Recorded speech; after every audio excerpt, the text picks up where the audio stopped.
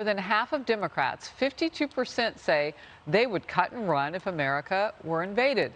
Only 40% say that they would stick it out. More disturbing than the partisan dynamic there is the generational dynamic. You're all too young to remember, but in 1984 there was a fantastic movie called Red Dawn.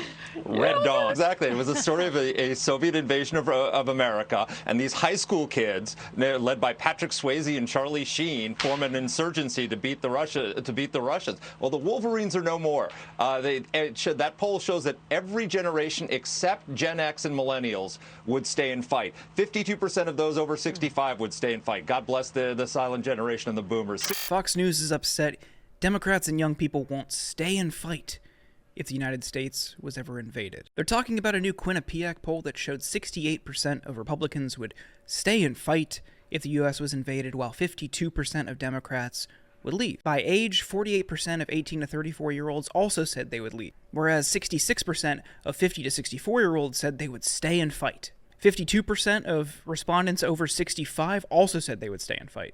Honestly, let the boomers handle it. I'm not losing an arm for a Fuddruckers. And during this segment, one of the guests brought up the movie Red Dawn, which is a 1980s piece of Cold War propaganda that valorizes a group of American high schoolers who take up arms to defend against a hypothetical Russian invasion. Think about that. Swayze's rolling over in his grave. Congress just last week passed the largest military funding bill ever. $782 billion for 1 year. The next highest spender is China, which only spends $230 billion a year.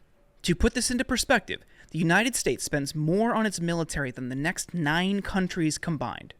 If you need help from random Gen Z TikTokers to fend off an invasion, where is this money going to? And it's extremely unlikely the United States would ever be invaded. Think about it geographically. It's flanked by 2 giant oceans. On the north is Canada, and on the south is Mexico.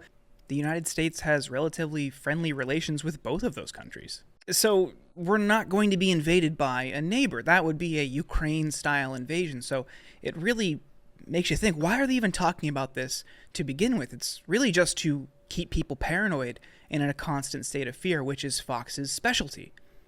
And this fiend outrage over people's apprehension at hypothetically taking up arms if we ever were invaded really represents how just totally detached from the horrors and consequences of war the American elite, and especially the media, have become.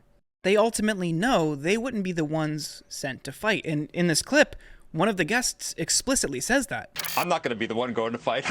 Nobody wants me. Nobody wants someone over 65. And that's why when a recent Rasmussen poll asked if a wider war broke out in Europe, should the US get involved, 66% of people making over $200,000 a year said yes, compared to only 37% for people who only make $30,000 a year or less. The rich know they're not going to be the ones sent to fight. They're completely insulated from any of the consequences of these bad decisions.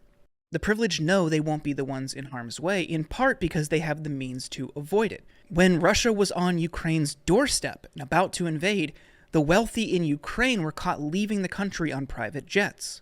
And this isn't a behavior that's just limited to military actions. In early 2021, when Texas was facing a brutal snowstorm and massive power outages, Ted Cruz was caught at an airport trying to leave the country and go to Mexico. The elite rarely face any consequences from bad decisions that they support. And that makes it easier for them to say, yeah, you should go out there and die for the combination Pizza Hut and Taco Bell. And I tweeted this video out when I saw it because I thought it was so ludicrous, and the responses were, pretty much uniform.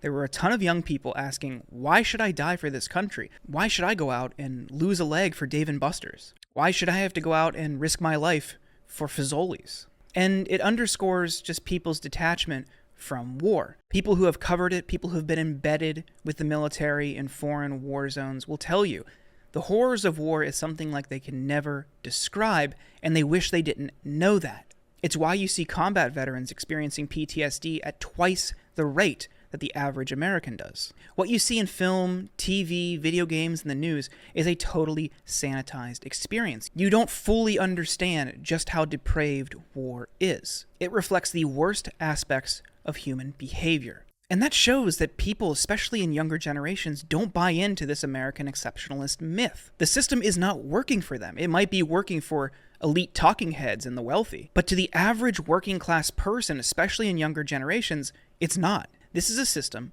that buries young people in mountains of student debt.